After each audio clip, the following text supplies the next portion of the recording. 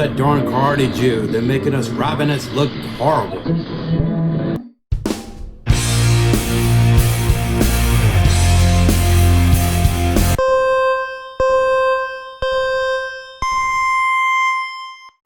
If you've enjoyed this program, please click like and subscribe.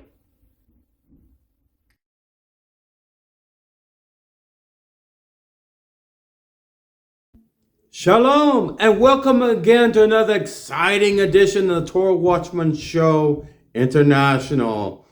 Yes, it's time for our cyclic Parshah, Torah Parshah, presented to you by none other than your humble Cardi servant, Reb ben-Emmett. First of all, I want to remind everyone here, if you're new subscribers, thank you so much for joining me. You're part of my family, my Mispoka. The more people that follow me, subscribe me, the more I can grow out my service offering to all those needy Jews and B'nai Noach around the world. And yes, I have a 501c3 charitable organization registered U.S. government. Who's my target audience once again? It is you. Jew or Gentile, you're all precious. In God's sight, who am I to judge your life? I also want to say all my heart and all my sweet blessings for B'nai Noach around the world. They're based here in the United States. They're based up in the Norwegian areas of Northern Europe. They're based in Andhra Pradesh, India. Yes, there's a growing group, a denomination of monotheistic Gentiles that aspire for the holy God of Moses and that halakha to be part of their lifestyle decision making. Isn't that wonderful?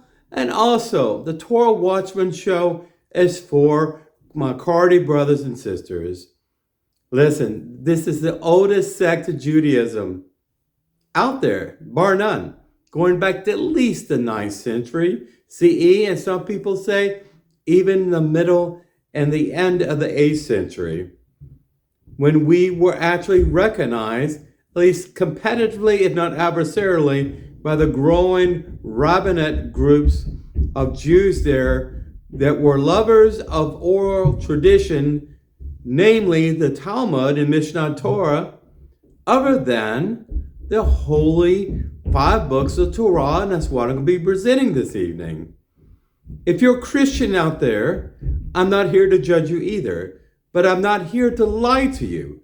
So I may say something that's not quite politically correct occasionally, but you can refer back to everything I'm saying here. If it hits home with you, or if you disagree with it, you can blog to ben-Emmett@gmail.com. I will respond to you on a timely basis, but I'm here to present the Emmett truth to you and nothing but the truth. I will do my best and I'll go on a diatribe and give you a bunch of opinions. You can read the Talmud if you like that. The Talmud is comprised of 2,000 or more scribes and rabbis alike, sages, of differing opinions, debates, active debates, some of them very heated and very counterpoint arguments, like between Rashi and Rambam. They argued all the time. These are arguments, and they ultimately can only be resolved through the holy written words of God. This is Parshah Pekudei. Pekudei essentially means amounts of. Okay? What we're going to talk about is inventory management, the assembly of all the working mechanical parts, items, artifacts of the temple and Mishkan. Everything would be assembled and brought to the master foreman, which would be none other than Moshe. He would inspect every single item before it's assembled for the very first time, since the Jews gradually left Mount Sinai and were drifting out into the desert plain there. They had already set up their tents for their homes and families, and kind of I would say a circumference around the area that the tabernacle would be literally staked down like a big tent. Okay, if you want to find the key word for this parsha, what it's named after, you can go to Shemot chapter 38, verse 21. Incidentally, if you have an Old Testament, if you have a Chumash, you have a Tanakh, whatever you call Bible, you can turn to the book of Exodus, chapter 38, verse 21, through chapter 40, verse 38, and I will be ending the seventh aliyah. And it's by my tradition, I like to break it out in chunks like this to give you proper context so I can scope out my dialogue and my lecture about this Torah Parsha. Again, this is a leap year. So Pekudei would normally been joined with the previous Parsha that we read just last week. But since it is a leap year, we have to introduce an extra month known as Adar 2. And incidentally, this Torah Parsha is for Holy Shabbos, the 6th of Adar, number 2, in the holy year of 5784, our leap year, or in your Gregorian calendar, this will fall in sync with the 16th of March, 2024. That is the Gregorian date for my beloved bride's birthday. And since it's a leap year, she was born in a leap year, since she's actually, based on the Hebrew calendar, only 12 years old. Yeah. We only wish we could be that young again. Let's get started. I have missed you so much since last Parsha. I do a lot of work in development research to make sure I give you the very best lecture on our Holy Torah, including some special FX and special effects too, with green screen technology and the most vivid and colorful images that you've ever seen anywhere. I do a lot of research online to find the most contextual images, the eye candy per se, so that when you get bored of this handsome face, you can look behind me and look at all those beautiful images. So when I begin this video, I'm going to show you here Ben-Ezra's synagogue in Egypt. Okay? This synagogue, incidentally, was a house of prayer for roughly 1,200 years. It is actually one of the oldest synagogues still standing and still utilized in some way in existence on the planet. Now, since it's under Egyptian Muslim control, it actually is a glorified tourist center. And I'm not sure what the Muslim government is doing with it right now, but I think it's part of UNESCO, United Nations, as far as those buildings and structures, monuments and things of that nature that should be protected for all austerity as something that's truly historical and significant. Okay? The architecture is amazing. Don't you think it's beautiful? That's why you're beautiful, and I want to have beautiful pictures for you. Okay?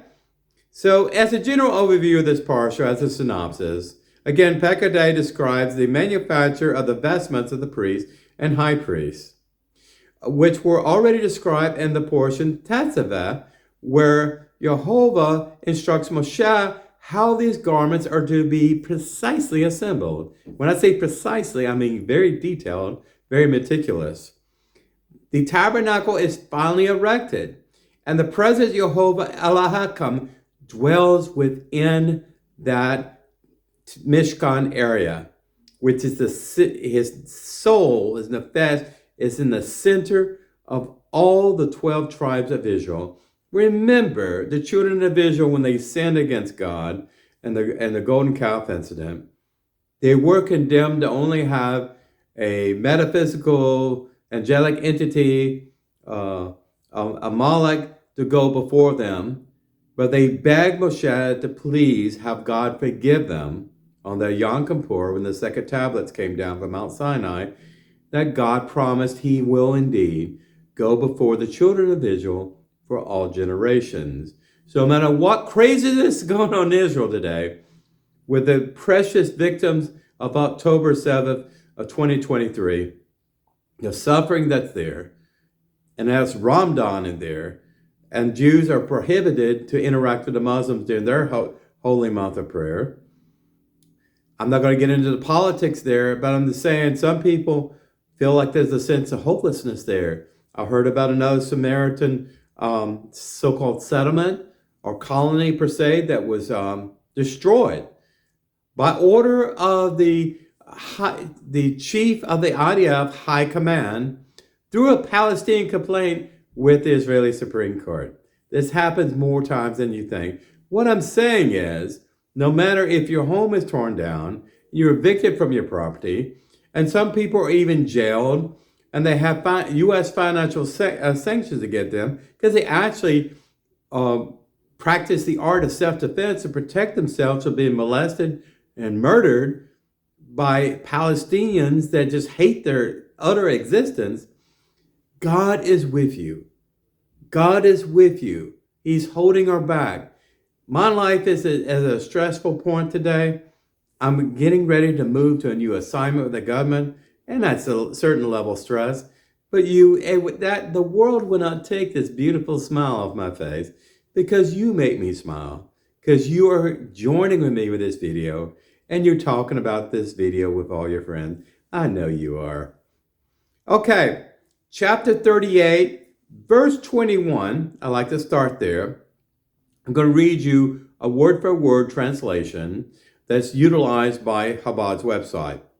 These are the numbers of the Mishkan of the testimony, which were counted at Moshe's command. This was the work of the Levites under the direction of Ithamar, the son of Aaron the Kohen. Okay? Ithamar.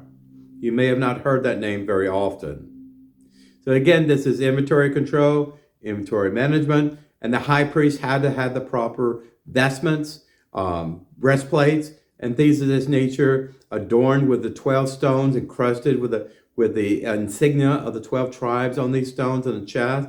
We went through this somewhat last Parsha, and we're going to talk about it a little bit more this Parsha. And the first Aliyah. The Aliyah gives the exact accounting, inventory control of all the amounts of gold, silver, and copper, and donated for the construction of the tabernacle. Also, it was brass too.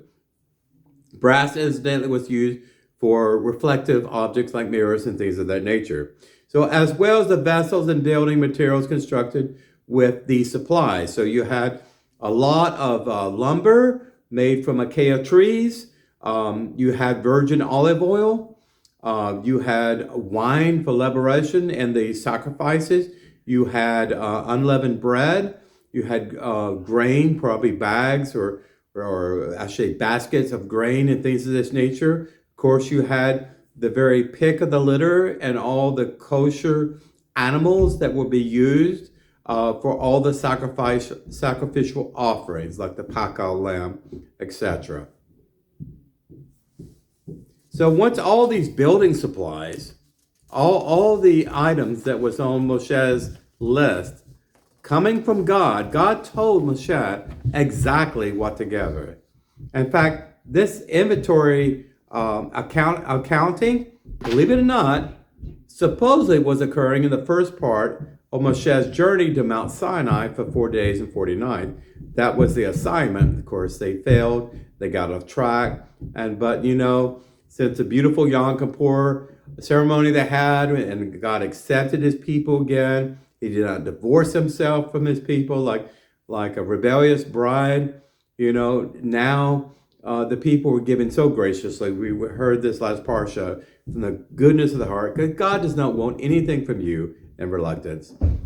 Chapter 38, verse 3, they hammered out the sheets of gold, flat sheets of gold, and cut threads from them. You imagine it. Pure gold is a very soft metal. It can actually peel it and dent it with your thumbnail, believe it or not, and can be easily cut with a knife if it's pure gold. This was actually used in embroidery and sewing and stitching, believe it or not. This gold would be mixed with blue wool, purple wool, into the crimson wool, and to the fine linen, the work of a master weaver. So, you hear about the cotton gin during that time, the cotton industry back in United States agriculture time, using cotton, plant cotton, or cotton from lambs and things, And trying to interweave this and sew with it, it's a very meticulous process. Of course, we have synthetic cotton, we have polymers and things of this nature. It's not germane to talk about it, but most everything is manufactured and mass produced. And we've lost a lot of that talent. It's run by computers. But back then, they did not have that technology. Everything was handmade. Just like in the US back in the days. Everything was made in the United States and everything was handmade before all the machinery and all the monkey business.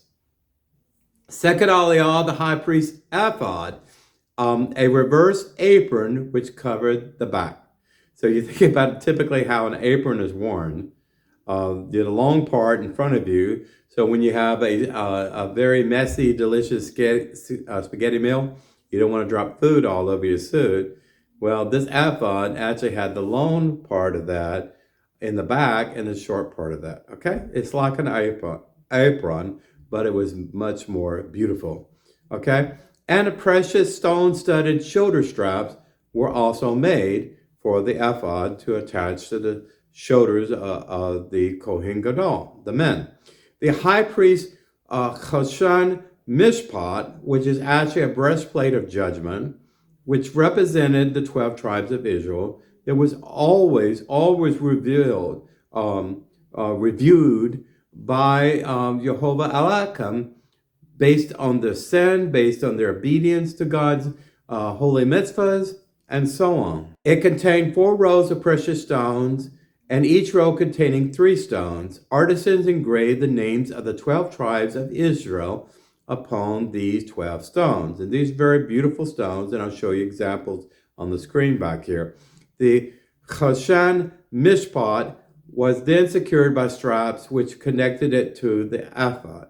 And I'll show you a picture, at least what we believe the Kohen Gadol, his outfit, his wardrobe, and everything else, what he looked like. I'll show you on the images behind me. Now, chapter 39, we just finished the second aliyah, verse 24, and they made on the bottom hem of the robe pomegranates of blue, purple, and crimson wool twisted. It sounds very beautiful. Pomegranate has such a beautiful crimson red or cherry apple red, whatever. I have pomegranates hanging off my eaves or whatever above my front door when you come in. When people see, they're artificial. But, I don't wait until Rosh Hashanah to have pomegranates around because I love them and they are a quintessential symbol of Judaism. The third aliyah, the rest of the priestly garments were completed. The high priest meal blue robe, which is adorned with golden bells and cloth pomegranates. Okay, yes, just like a cowbell ringing or a little bell on your cat or whatever. You're trying to find your cat or dog. Yes, the Kohen Gadol had bells on them because it was very important that when people were distracted doing different things, when a Kohen Gadol presented himself, there was a very significant time because he had an anointing of God upon him, and he was going to do a very special task to the nation of Israel. Okay? So it was like a gentle warning. The golden bells and cloth pomegranates also had tzitzit hanging off the edge. To this day, our talents that even Karate Jews use, we wear it a little bit different than our rabbinate brothers, but it has tzitzit on the 4 corners of that as well. We get that tradition of that because it's a holy mitzvah, because God commanded all men all the time on the 4 corners of your body to have tzitzit, which is 3 white cords and 1 blue cord, if you want to follow the Torah verbatim. Rabbinists don't like that. Some of them have all white cords, wound up cords. And I've been seeing some situation where they'll have all black because they can't agree with any color, because the rabbis and the Talmud are hopelessly confused. I'm sorry for saying that, but it's true. There was also a golden band worn on the forehead, okay, which was engraved the words, "Holy to God." Isn't that wonderful? Kodesh Yehovah, holy to our God, okay? But note this, even though my rabbinate brothers have tefillin boxes on their head, and they have the holy name of God in that box, This comes from this ceremony. The difference here is this was only for the Kohen Gadol, not just any Levitical priest, but the Kohen Gadol that was allowed once a year to go in the Holy Holies beyond the veil divider to the Ark of the Covenant. Okay? And there's also 4 garments worn by both the high priest and the regular priest, tunics and turban, sashes and pants. Yeah, however, the Kohen Gadol had extra accoutrements versus the Levites as well, who were helpers with the entire tabernacle Mishkan setup. Some of them, only the ones in the direct line of Aaron, his sons, and later on his grandsons, were given these special breastplate and wardrobe, ephod, and etc. Okay? Also, there was special pants as well that was completed the wardrobe, and I'll show you pictures. With this, the construction of the tabernacle and all its vessels and accoutrements were finally finished. It took a long time to gather all the supplies. I don't know what the deficits were, and gold and precious jewels and things like this nature after the golden calf incident. They may have had a barter, maybe had to send nomadic messengers out to try to trade and bring some of the things back. I do not know. Not much out in the desert, depending on if they were at an oasis area with palm and date trees. I do not know. But I know acacia wood just grow out naturally in these arid areas. Acacia trees grow naturally in Israel. Okay, and so do palm. So with this, everything was finished. All the supplies, every single nut and bolt was presented before Moshe as an inspection. So he's like Inspector 13 or whatever. You know, he makes sure that there are no scratches, no marks. I guess this is kosher root as far as inspection. Everything that was used for God's resting place for his nefesh had to be as near perfect as humanly possible. Chapter 39, and we're talking about the fourth aliyah now. Verse 33, now they brought the Mishkan to Moshe, the tent and all of its furnishings, its clasps, its planks, its bars, its pillars, and the sockets, okay? Fourth aliyah, the craftspeople brought their finished products to Moshe. Moshe saw that all the work had been done exactly, precisely, precision, with Jehovah's specification, and he blessed the workers. You know, the priestly blessing, you've seen the priestly hand in Judaism? Well, the priestly blessing was given to these people, that the Lord bless and keep you, that the Lord shine his countenance upon you and give you peace. Okay? So in the fifth aliyah, Jehovah instructed Moshe to finally erect the tabernacle on the first of Nisan. Okay? Remember, Nisan the 15th is Pesach. So they had a stopwatch there, there are time limits there in order to get everything done. So Jehovah also instructed Moshe to place all the tabernacle vessels in the proper places, and to anoint all the items with anointing oil. This is special oil. This chemistry is debated to this day. It was not used for any other purpose than anointing these items as something that was higher than kosher, because it was for the King of Kings and Lord of Lords, our divine creator, okay? To interact and to touch, that kind of thing, okay? So just mikvah waters was enough. It had to be anointed with that to make it special, I guess, kodesh, kosher root before God, something very sacred and very elevated. Moshe is also directed to dress Aaron and his sons with priestly garments and to anoint them too. Interestingly, you may think a little bit funny, but since Moshe was a subject matter expert, and since Moshe is the only individual who had face-to-face contact with Jehovah Elohim, he's the one that taught Aaron, his sons and grandsons, the priesthood, how to wear the clothes properly, okay? And then it became a routine for them, and then they trained other people how to put on the clothes, how to clean the linen and other things of that nature, to make sure that it was always sanctified, always sacred, and always perfect before God. Okay? Chapter 40 of the 6th Aliyah. Okay? Verse 17, I like to throw out here. It came to pass in the first month, in the second year, on the first day of the month, that the Mishkan was finally set up. Interesting here, you will never read in the Torah a name of any month. You won't.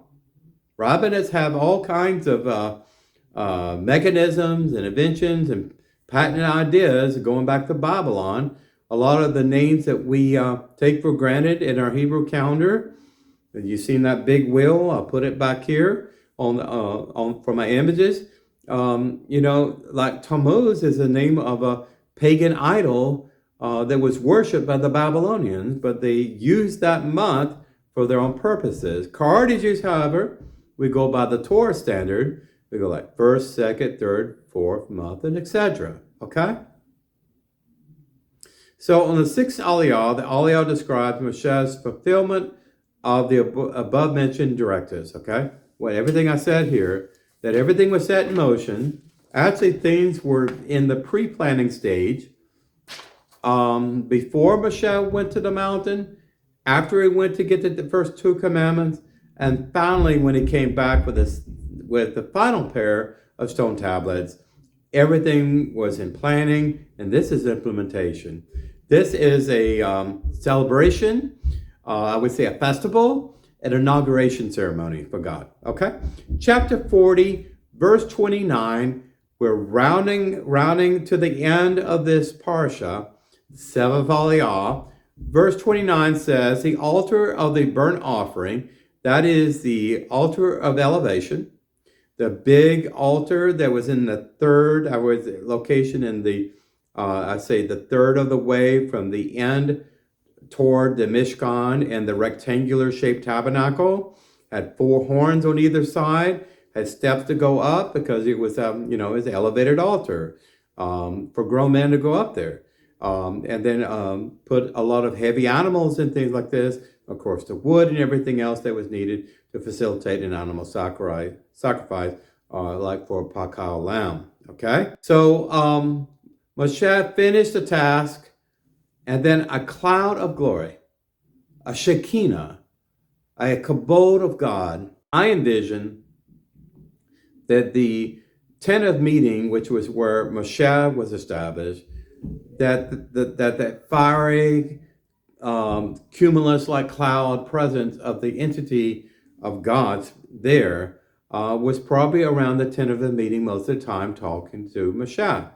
Well, now it's manifested right over the seat between the cherubim in the middle part of the Ark of the Covenant, the top section of that in the center. So if you could go into the Mishkan, which is a big no-no, and then open up that veil, you would see a brilliant light, probably brighter than the sun there, of God's glorious, beautiful spirit, the seraphim manifesting themselves perhaps in the Shekinah glory. Just use your imagination. The divine presence filled the tabernacle. And then in Haftarah, we're going to talk about how the divine presence filled King Solomon's temple, the first temple, during his time. This cloud also served as for the Jews to guide them throughout the desert sojourn. When the cloud lifted, it was time to pull up the pegs on the tents and everything else, load everything in a donkey cart, disassemble everything very carefully. The sacred items had to be placed in special carts dedicated to that shipping or distribution effort. So when that cloud of God's glory lifted, it started moving into a vector or direction where God wanted the tabernacle, the new location. This could be based on diminished water or food sources or adversarial tribal agents around them. Okay? Who knows? But this became a routine. So they didn't stay in one place too long. The people would travel, fall in a cloud until it rested, where they would set up a camp until the cloud would lift again. Okay? This is also a way of God testing their faithfulness. God would lead, and the Jewish people would follow.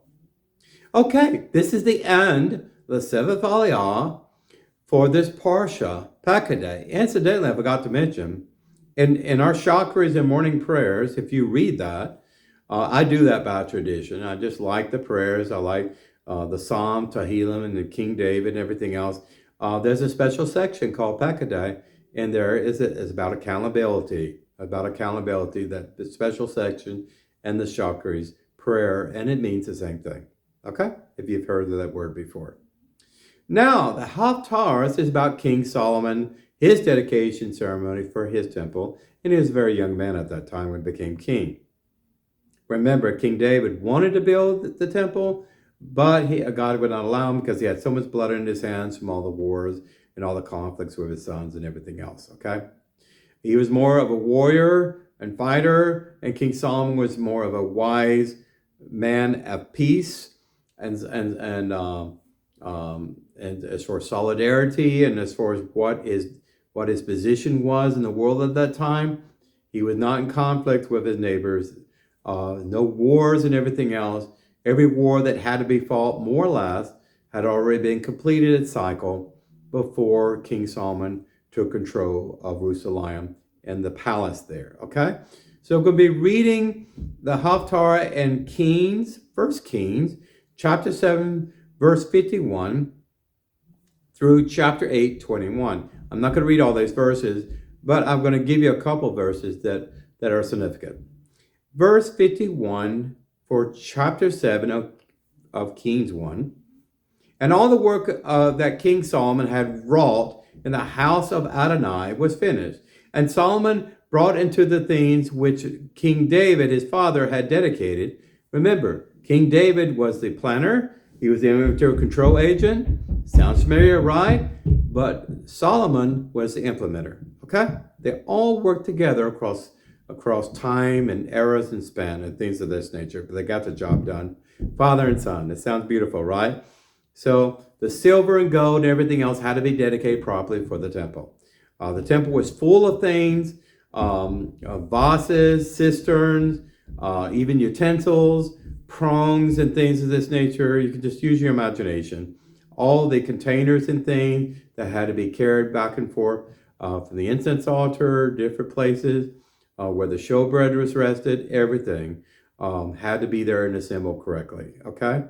The Ark of the Covenant resided in King Solomon's temple until the time of the King Nebuchadnezzar II invaded Judea, and at that point the Ark of the Covenant was lost forever. Who knows where it's at, okay? All these treasures were in the house of Adonai. And I like that in Kings, and we believe that Ezra wrote historically 1st and 2nd Kings. It's just a little footnote there. That the word Lord is used predominantly in this section.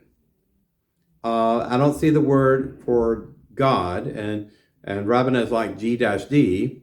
I just spell it G-O-D, all caps, or I say Elohim, or I say Jehovah, depending on the use of the word and the sacred context behind it. Malachi 1, or 1 King, chapter 8, we have verse 1. Then King Solomon assembled the elders of Israel and all the heads of the tribe. Imagine this, okay? The princes of the fathers of the houses of the 12 tribes of the children of Israel, and to King Solomon in Jerusalem to bring up the ark of the covenant of Adonai out of the city of David, which is Zion. Okay, remember the ark of the covenant was kept in a special place. It did not have a temple. They had makeshift tabernacle that was set up a large tent area in which they had limited animal sacrifices and things of this nature. But the Ark of the Covenant was even in Jerusalem until King David conquered the Jebusite city. And now the Ark of the Covenant was ceremonially brought into the new house of God, the house of Adonai, that King Solomon had commissioned and built. Okay? So this wraps up our Haftarahs. I hope you enjoyed this Parsha. It's not as long as some of the others. Again, it's meant on non-leap years to be conjoined with another Parsha. But we get to focus on this Parsha. It's extra sweet because this is a leap year. I hope this meant something to you. I hope it's needful. I hope you understand the same meticulous detail and planning that went into the collection of all the different working parts of the tabernacle, Mishkan, the Ark of the Covenant, menorah, all these things, the different altars and incense and oils and things of that nature. This same kind of planning was done in the building of Noah's Ark by the same God. Noah did not have the skill set. It was not passed down to him from his fathers. This is something that was a miracle for it to be built in the way it was. I've shown you many pictures of different Mishkan, the artist representation and opinionated what the images are, what we think they were based on the Torah description. Unfortunately, the Torah is very descriptive in the area of constructing these things, because think about this. The two cherubim of the Ark of the Covenant, with the wings touching and they're facing one another. These are warrior, lion-like, angelic beasts that are actually what Ezekiel saw in his vision of the river Kabar. And I'll show you this picture to give you a visual representation, that are seated as guardian angels on either side of God's celestial chariot. And I'm getting Kabbalistic. But I'm saying what was designed on earth at that time for tribal Israel had parallels in the eternal. So have you ever wondered what God's throne looks like in Shamaim? Do you think there's a menorah there? Do you think there's a table of showbread there? Do you think there's an incense altar? Do you think there's an altar of elevation? Who knows? But there's a reason why God wanted these things to be assembled correctly and precisely and perfectly on the earth. Why? Because they're quantum tangled with the eternal, with the supernal. Isn't that beautiful? Well, Rev Yair ben-Emmett signing out for another Torah Watchman show, the Torah Watchman Show International Company, LLC. Remember, I am not politically correct. I'm the elephant in the room. You can be white or black if you want to call it that way. I'm definitely not woke. I will always shoot from the hip and always tell you the truth. I'm very conservative in my social decision making, the way I live my life, the way I present myself. I essentially wear this persona to work, minus this Egyptian hat here, which I love so much because it's incredibly ethnic, in honor of my Egyptian Cardi Jews that suffered so much in Egypt, or now in Ashdod and different areas in Israel today, okay, and growing by the thousands. But anyway, remember, I'm a lighthouse on a hill that will not be hid. I'm out. The Torah truth is the brightest light in a very dark and evil world. You can be a Torah builder too. Raise your children to be Torah defenders, not Torah manipulators, not Torah massagers and editing and everything else that you see so much among the rabbinics. Foolishness, okay? We're not allowed to add or subtract anything from the Torah. If we don't like what's in the Torah, that's not for us to adjudicate. Or if we don't understand anything in the Torah, all we need to do is adopt the mindset of tribal Israel. What were they doing at that time when God gave these words to them? Then, Eureka, you'll know the proper context for today by realigning your lifestyle choices around it. No, we live in the 21st century, and we cannot emulate every single thing that happened 3,500 years ago, but it all begins with the mind, right? Anyway, take care. Shalom Aleichem. I'll see you real soon. Until you say, I miss Reb Yair ben-Emmett. I aim to never disappoint. Take care. I love you so much. God bless.